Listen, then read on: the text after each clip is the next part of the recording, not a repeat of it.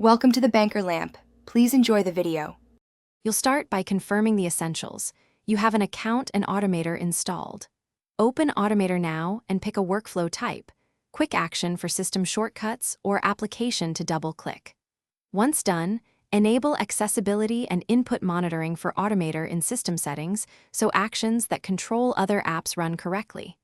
Make sure to give permission immediately, otherwise Automator will prompt mid-build and interrupt your flow. Now create a new document, and you're ready to add your first actions.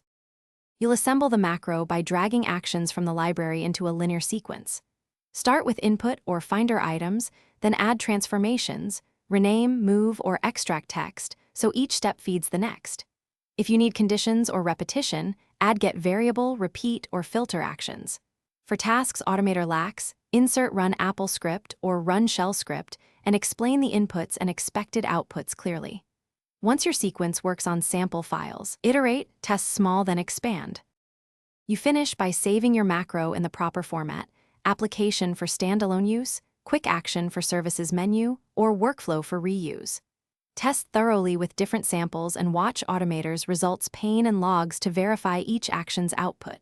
If something fails, check permissions first, then confirm action order and data types, replace any deprecated actions, or adjust Apple script arguments.